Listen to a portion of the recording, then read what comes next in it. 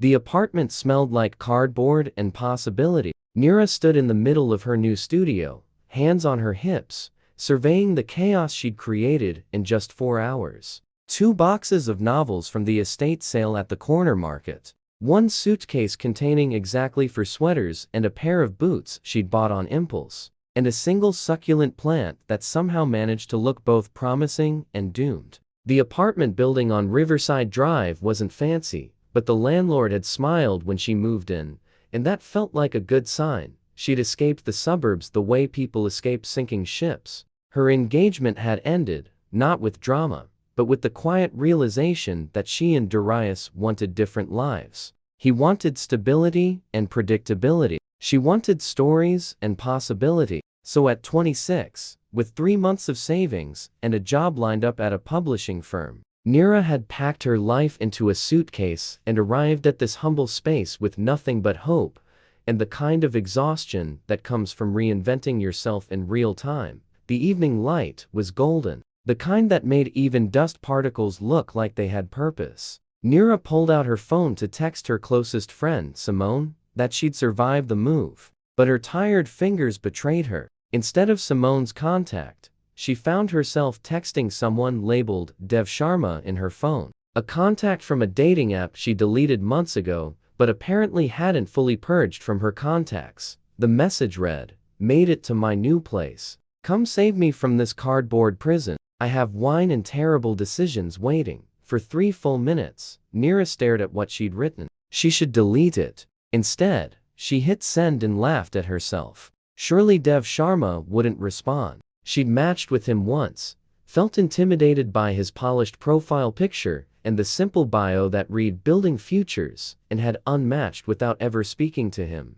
The message would float into the digital void, and she'd get on with her life. Meanwhile, on the 42nd floor of a gleaming tower in Manhattan's financial district, Devesh Sharma was having the worst day of his professional life. The merger had fallen through. His co-founder was threatening to leave. The market was responding with the kind of ruthlessness that made even seasoned investors nervous. He sat in his corner office, tie loosened, watching the city lights begin their nightly performance, when his phone buzzed with a message from an unknown number. He almost deleted it, but something in the message, the casual desperation, the mention of wine, the admission of terrible decisions, made him pause. In his world of perfectly crafted emails and strategically worded communications, this felt like a breath of actual air. He typed back, "Location?" Nira nearly dropped her phone when the response came through. Dev Sharma, the man she'd been too intimidated to message, was asking for her location. She stared at his reply for a full minute before realizing he probably thought she was someone else. And rather than correct the misunderstanding immediately, she found herself typing her address and adding, "Fair warning, I'm a disaster in human form right now."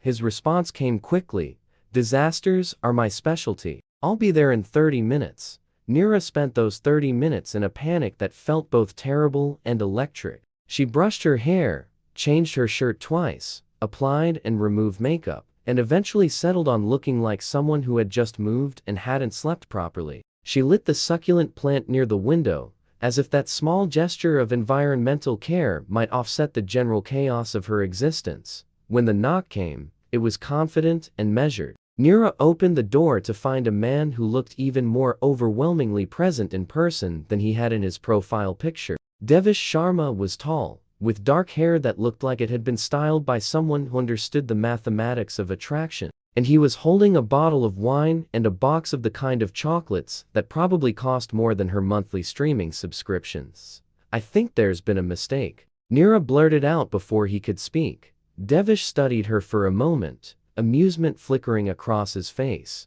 "Did you not send me a message asking me to save you from a cardboard prison?" "I did, but I sent it to the wrong person. I meant to send it to my friend Simone. You were in my old dating app contacts, and he held up a hand, smiling slightly. "So this is a mistake. A massive one. And yet, here I am." He gestured to himself, still holding the wine. "So what do we do? Let the mistake go to waste? Or do we acknowledge that sometimes fate has better navigation skills than we do?" Nira should have closed the door, should have apologized and sent him on his way. Instead, she stepped back and let him inside. His presence seemed to make the small apartment even smaller, but not in a claustrophobic way. More like the space had suddenly become significant because he was occupying it. They sat on the floor, surrounded by boxes, opening the wine without proper glasses, and making do with coffee mugs instead. Devesh told her about his day, about the way business could feel like a high-stakes game where the rules change constantly. Nira talked about leaving her old life, about the terror and thrill of starting over, about how she'd spent years playing it safe and wanted to stop. 2 mistakes, Devesh said, raising his coffee mug 3 hours later, and to the people who have the good sense to let them become something better. When he left that night, pressing his card into her hand with the simple instruction, "Call me if the cardboard prison becomes too much," Nira realized that her exhaustion had transformed into something else entirely, something that felt dangerously like hope. She stood at her window, looking at the city lights, and thought about how many small decisions had led to this moment. Deleting an app, but not quite deleting a contact. Being too tired to notice she was texting the wrong person. A man choosing to show up despite or perhaps because of the confusion. Sometimes, she thought, the best stories were the ones that started with a mistake. Nira had learned that professional publishing moved at the speed of careful deliberation, which meant her first month at Meridian Publishing felt like moving through honey. She read manuscripts during lunch, attended meetings where people debated the commercial viability of emotions, and spent her evenings in her apartment wondering if she'd made a terrible mistake leaving the suburbs after all. Then Devesh started appearing in her life in small, deliberate ways. A coffee delivered to her office with a note that said, "For the woman who likes stories more than sleep." Tickets to a theater production she'd mentioned wanting to see. A book about venture capitalism left on her desk with sticky notes he'd placed throughout. Commenting on passages with observations that made her laugh because they were so perfectly cynical and so perfectly him. After 3 weeks, Nira realized she was falling for him. After 4 weeks, she knew she was in trouble, because Devesh Sharma came with complications. The first complication walked into the Meridian offices on a Tuesday morning in the form of Vivian Kashani, a woman who moved through the world like she'd invented elegance specifically to challenge everyone else's attempts at it. She found Nira at her desk and introduced herself as Devesh's ex-fiancée. "He didn't mention me?" Vivian asked, settling into the chair across from Nira's desk without invitation. Nira's mouth went dry. "He's mentioned several exes in casual conversation, but not anyone specific enough for me to cross-reference with current visitors." Vivian smiled, which somehow made everything worse. "That's diplomatically put. I'm here because Devesh and I have been in preliminary talks about merging our family's investment firm with his company. It's a complicated arrangement, both financially and personally, which is why I wanted to meet you. I like to know who might complicate the complication."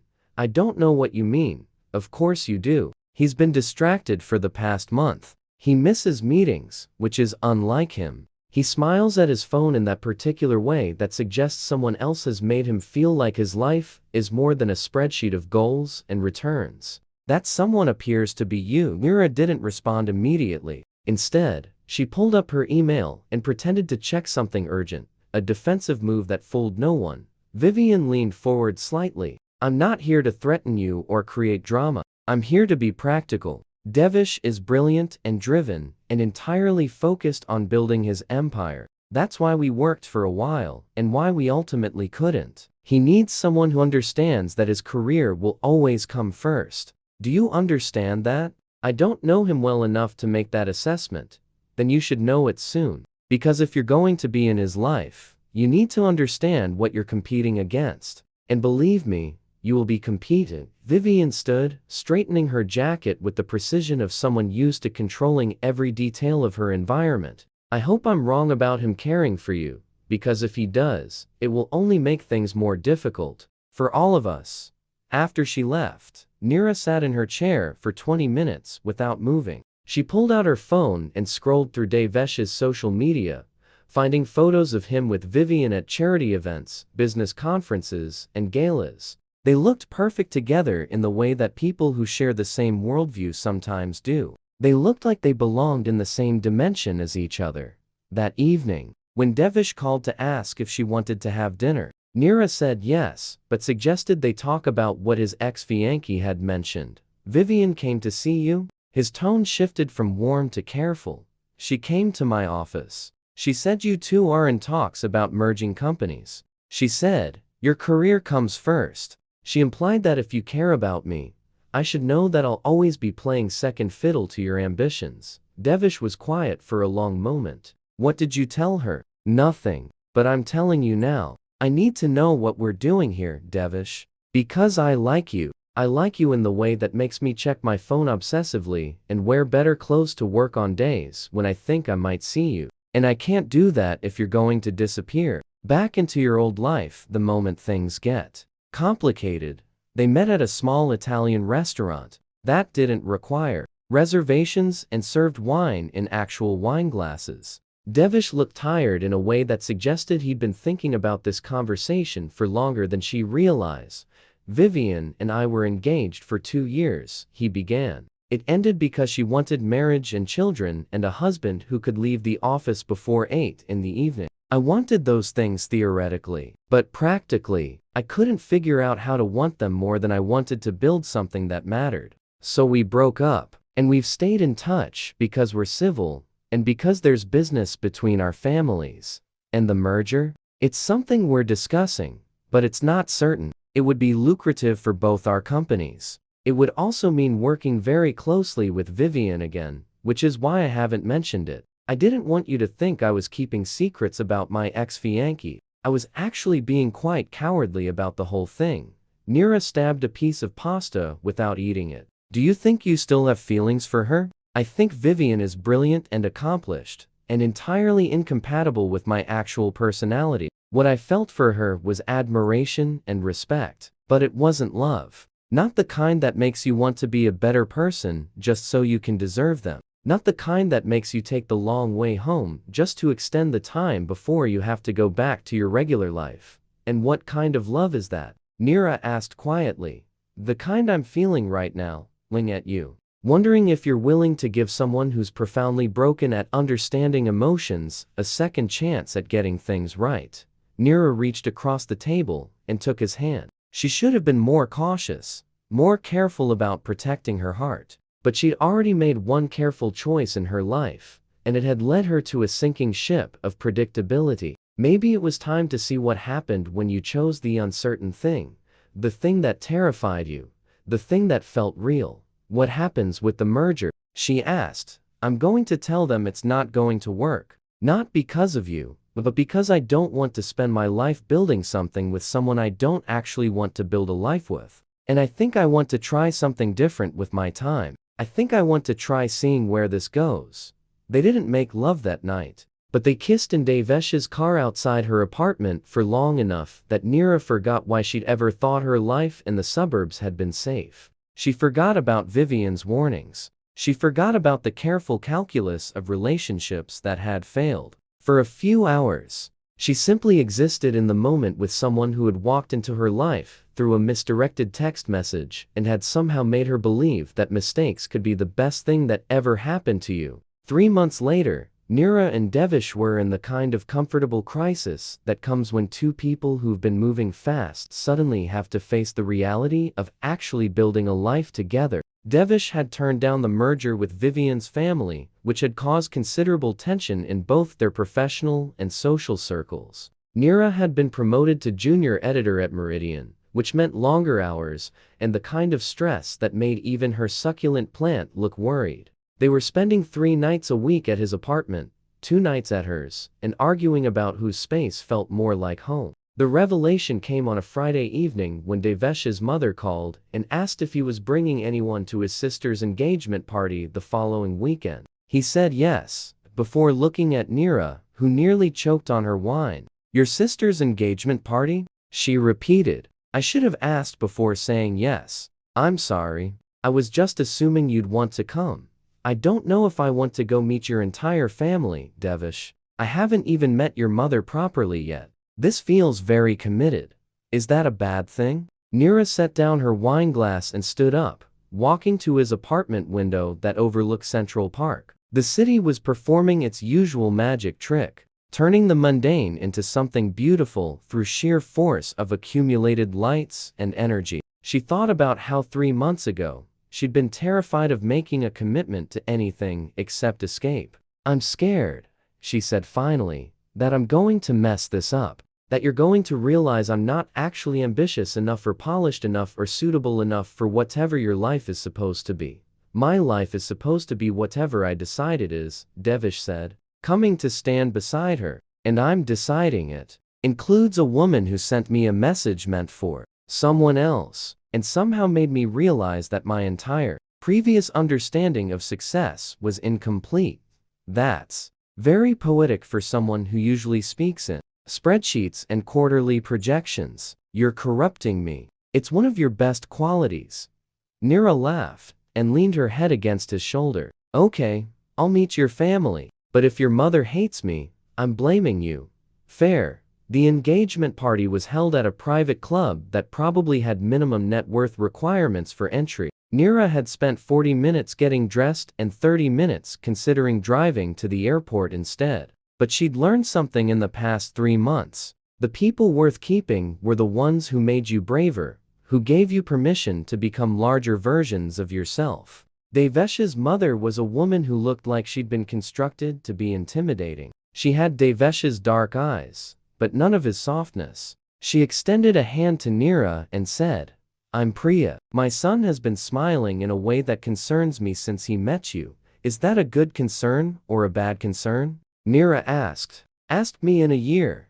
Devesh's sister, Anaya, was immediately more welcoming. She pulled Nira into a conversation about books and publishing and introduced her to her fiancée as the woman Devesh met through a dating app he didn't know he was still using. The evening was turning out to be less terrifying than expected when Vivian arrived. She looked stunning, the way women like Vivian always do. She moved through the room with the kind of ease that suggested she'd been invited by virtue of existing, and she made a point of kissing Devesh on the cheek and asking how the merger discussions were progressing. "They're not," Devesh said calmly. "I decided that particular partnership wasn't right for me." Vivian's eyes flickered to Nira, then back to Devesh. "That's a loss for both our families. But I suppose business isn't the only thing one has to think about sometimes." She glided away to speak with Priya, leaving Nira with the distinct feeling that she'd just been sized up and judged wanting. But when she looked at Devesh, he was looking at her the way he always did, like she was the most interesting thing in the room, like he'd chosen her deliberately, and would keep choosing her, again and again. Later that night, in his car, Nira finally asked the question that had been circling her mind all evening. "Do you regret it? Turning down the merger? Choosing me over what might have been a really lucrative business decision?" Devesh reached over and took her hand. "I don't think I chose you over business. I think I finally figured out what business is actually for. It's not to build empires or impress people or prove something to myself or my family. It's supposed to build the kind of life where I can afford to spend time with someone I care about without feeling guilty about it." "You don't regret the merger, Nira." "I regret all the time I spent before you arrived thinking that ambition was enough." Nira squeezed his hand and watched the city lights blur past the window. She thought about how her engagement to Darius had felt like slow-motion drowning, like agreeing to disappear into someone else's version of safety. She thought about the moment she'd arrived in the city with nothing but a suitcase and hope. She thought about sending a message to the wrong person and discovering that sometimes the universe had better judgment than you did. "Take me home?" she asked. "Which one?" "Yours. The one with the view and the terrible art collection, and the man who learned how to cook pasta specifically because I mentioned I liked it." Devesh smiled and turned the car toward his apartment. The city rushed around them, full of millions of people living their own stories of mistakes and serendipity, collision and connection. And Nira felt something settle inside her chest. The kind of certainty that doesn't come from planning or control, but from the reckless decision to trust in possibility. 3 months after a misdirected text message, she was in love with a man she barely knew. And she was perfectly, completely, terrifyingly okay with that. The wrong number had turned out to be exactly right.